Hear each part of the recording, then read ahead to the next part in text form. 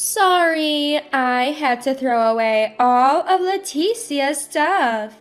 They were getting in the way of my happiness with Joseph.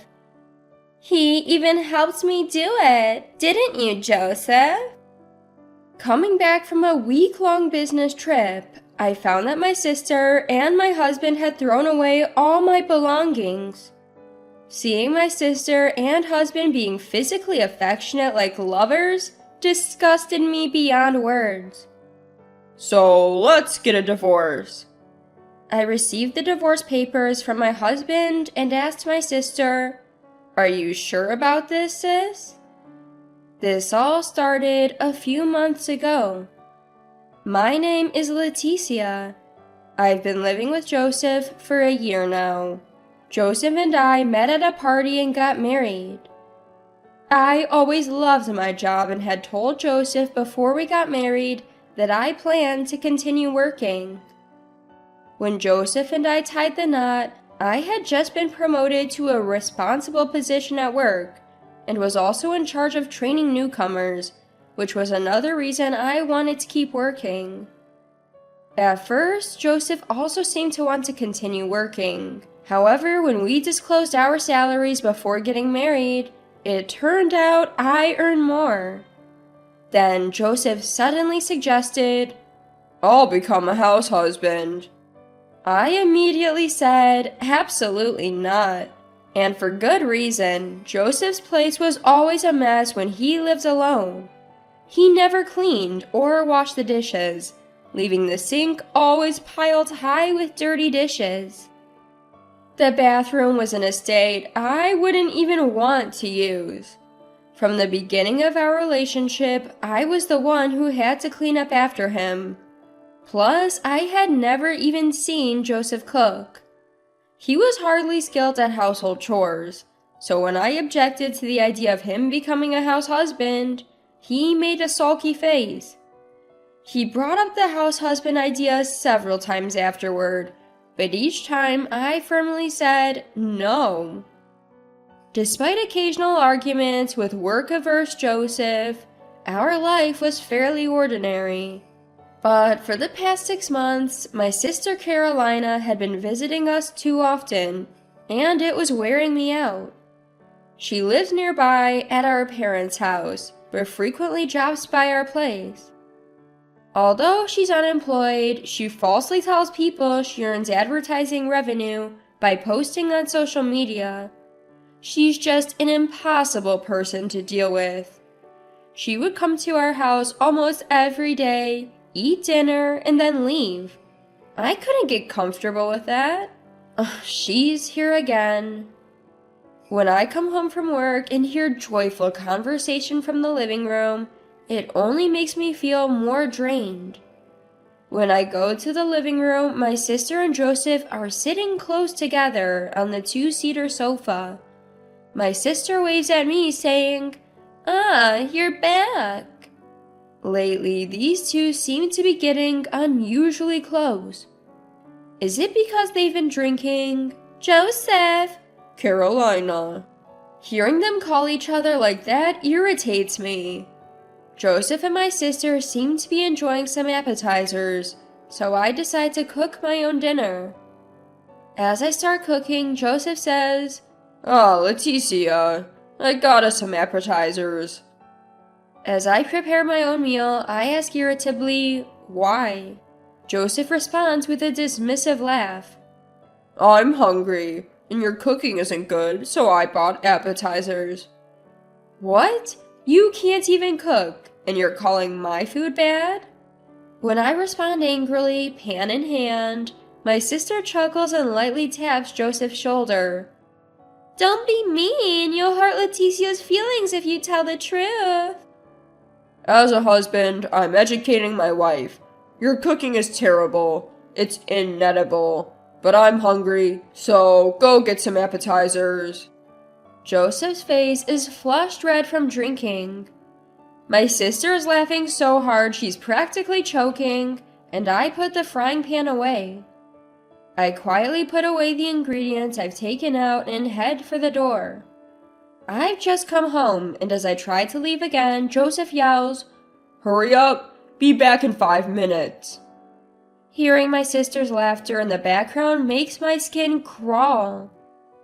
I leave the house and make it to the grocery store. On my way back, carrying potential appetizers and my own substitute for dinner, I realize I'm crying. The frustration is overwhelming. Joseph always eats my cooking without a word of complaint. Sometimes he'd even say, "This is delicious," while eating it. I learned to cook from Mom, and even my sister knows my cooking isn't bad. But to come home tired from work, cook earnestly for Joseph, and then be told it's bad was truly heartbreaking. I return home, let out a soft sigh, and head toward the living room. Joseph and my sister are sitting on the two-seater sofa, red-faced and snuggled up, apparently having drunk too much. My sister even has her head resting on Joseph's shoulder, looking blissful. With a cooled heart, I take out my phone and snap a photo of their sleeping faces. The next morning, my sister laughs and says, "Sorry for staying over. Didn't mean to. Wouldn't want Leticia to get suspicious, considering how well Joseph and I are getting along." I reply with a smile. It's okay. I serve breakfast to my sister and later to Joseph, who wakes up after her. Joseph casually asks, "What about yesterday's appetizers?" "They're in the fridge, feel free to have some," I say as I serve breakfast. "Sorry you have to eat my bad cooking all the time." Huh? Did I say that? "You sure did, Joseph. Leticia looked really upset." Well, forgive me, I was drunk. "It's fine, whatever." I speak flatly and say I'm off to work now, and leave the two behind as I exit the house. Once I step out of the front door, I stop the recording on my mobile phone. I've decided to record all conversations between Joseph, my sister, and me from now on. I honestly don't want a divorce. I just want to kick my sister out and go back to my normal life with Joseph. But my suspicions about Joseph have grown so much that there's no turning back. Then I get assigned a week-long business trip. I'm going with a younger male colleague, traveling far away. It's his first business trip and he looks pretty nervous. I feel the responsibility to be strong, but I can't help but worry about what's going on at home. Will my sister make a move on Joseph while I'm gone? To ease my concerns, I decide to spend some saved up money. Once the week-long trip is safely over, my colleague and I take a moment to relax before reporting back to the office. When I got back home after picking up a certain item, I could sense my sister's presence again. I sighed, not feeling like going into the living room right away. Instead, I walked into my bedroom and was shocked. Everything of mine was gone. My favorite dresser that I bought when I lived alone, all the clothes in my walk-in closet, nothing was there. Going into the living room, I found Joseph and my sister sitting closely together on the love seat. "What's going on here?" I shouted. My sister chuckled and said, "Sorry, I threw all your stuff out. It was in the way of Joseph and me getting happily married. Joseph even helped me throw it out, right?" My sister playfully touched the tip of Joseph's nose, and he grinned lazily. Watching the two of them touch each other like lovers, I felt chills running down my arms. "That's why I'd like you to divorce me," Joseph said, casually handing me the divorce papers. Such an incredibly selfish pair. While I was at work, my sister had the nerve to let herself into my home. And my husband accepting her and going so far as to cheat with my own sister was beyond belief. Fuming with boiling anger, I decided to make them regret their choices. I stared at the pre-filled divorce papers and then looked at my sister. "Hey sis," I said, noticing her genuinely happy smile. "Are you sure about this? Marrying Joseph, is it really what you want?" "Huh? Of course! Joseph and I are in love. Sorry, Leticia, but your sister is just more attractive than you. I know it must be tough to have your husband stolen, but don't worry, I'll take good care of him." "Leticia, I'll make sure Carolina is happy, so feel free to go ahead with the divorce." I couldn't believe it. He had the gall to say that after promising to make me happy when we got married and then letting it come to this?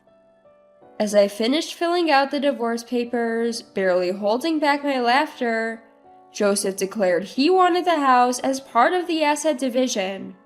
So I graciously handed over the house and moved back into my parents' home until I could find a new place. My sister hadn't told my parents anything. When I explained the situation, they hugged me, tears in their eyes. "You don't have to think of her as your sister anymore." Her warmth had me breaking down in tears before I knew it. I heard from Joseph, who apparently submitted the divorce papers the same day.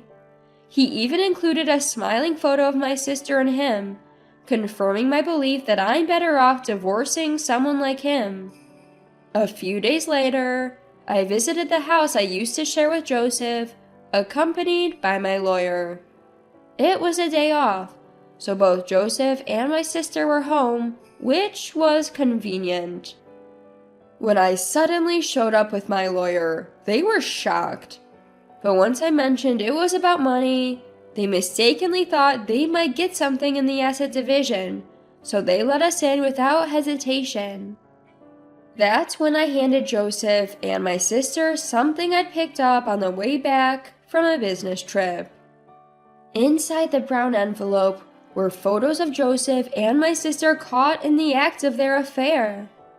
The pictures captured them kissing, with the curtains left wide open. I didn't know what Joseph and my sister would get up to while I was away for a week, so I'd use some of my savings to hire a private investigator to gather evidence. I even brought out my sister's diary that she left at our parents' house. It had entries about her sweet days with Joseph, starting about 6 months ago around the time. She started hanging around our house all the time. While I calmly laid out the evidence and began explaining what was from when, my sister shouted, "Enough already! Why is Leticia trying to ruin my happy future with Joseph? I get that Joseph is a catch, but aren't you ashamed for gathering all this evidence?" she asked. "I'm not ashamed. The one who should be ashamed for getting caught in photos like these is you. So now that we have all this evidence, I'll be requesting $20,000 in damages from each of you." $20,000? That's absurd. My sister mumbled something upon hearing the amount, but Joseph stood his ground unfazed. Turns out my sister was still lying to Joseph, claiming she had a job earning ad revenue from social media posts while being unemployed. What was she planning on achieving by marrying him with such a lie? Though I was disgusted, when I announced I'd be taking the compensation, Joseph seemed to be relying on my sister's supposed income. "It should be no problem coming up with $40,000 between the two of us, right, Carolina?" he said. My sister gave a wry smile and nodded, "Yeah." From there, it was up to the lawyers. After discussions on how the compensation would be paid, it was agreed that both would pay the total amount of $40,000 in one lump sum. We set the payment deadline, and that was the end of the meeting for the day. "As for you, sis, take care," I said, emphasizing my final point. All my sister could do was give another wry smile. A few weeks later, I got a call from someone asking if I knew Joseph's whereabouts. When I asked if they were still living in their old house, the person told me it was empty. I had received the full compensation from Joseph and my sister right away, so I hadn't given much thought to what happened next. But now this person was saying that not telling them where Joseph was could cause me trouble. My parents had mentioned cutting ties with my sister, but I figured Mom might know where she was. Sure enough, only Mom knew. Turns out my unemployed sister couldn't afford to pay me the compensation. She had turned to our parents for help, but they refused to lend her even $1. In the end, she and Joseph had to give up their house to make the payment. I did wonder why Joseph, who had an income, was in this situation, but the person who wanted to know Joseph's whereabouts eventually showed up at my house, so I ended up guiding them to where Joseph was living. I was shocked when I saw Joseph in my sister's new place. It was an astonishingly old apartment. The outdoor stairs were rusted, and the walls were in bad shape. I rang the doorbell of the apartment number Mom had given me. I announced who I was and that I brought someone who needed to speak to Joseph. My sister opened the door, looking puzzled. "Who is this?" my sister asked, eyeing the bear-like figure standing behind me.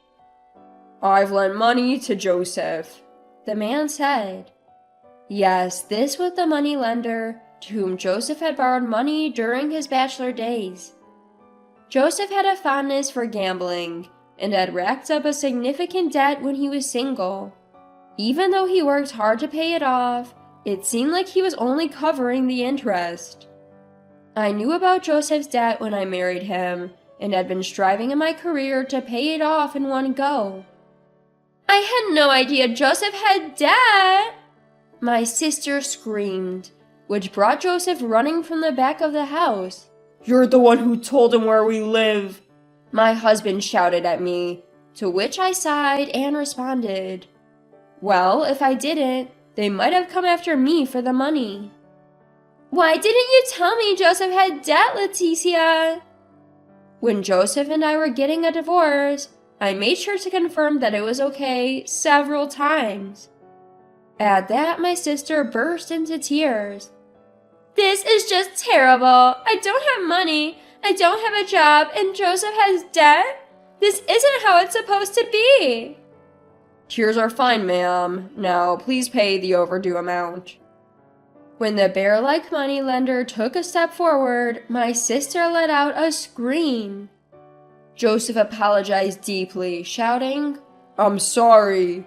Actually, I quit my job. Before divorcing Leticia, I saw that Carolina was making money off from social media ads. So, I thought she was well off, and I decided to become a house husband. That's why I don't have money now." "What do you mean you quit your job?" My sister slammed her hand on Joseph's desperately apologizing head. Joseph was equally mad at my sister, shouting, "It's your fault for deceiving me." Listening to their fight, it became clear that Joseph had quit his job before their marriage, relying on my sister's money. My sister, too, had been hiding her jobless state from Joseph, who now felt deceived. But none of that mattered to the moneylender. "Shut up, both of you. Just pay whatever you can right now." Joseph rushed into the house and handed the moneylender whatever cash he could find. "Not much, but it'll have to do. I'll be back, so don't run away." The moneylender grumbled as he left. Just as I was about to leave, I heard my sister's pleading voice. "Hey, Leticia, you're listening, right? Dad and Mom have cut ties with me.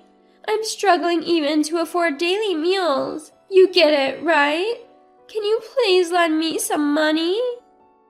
Frustrated by my sister's audacity, I turned around and said, "Absolutely not. Enjoy your debt-filled life," and walked away, hearing her sobbing in the background. Later, I heard Joseph and my sister didn't get divorced.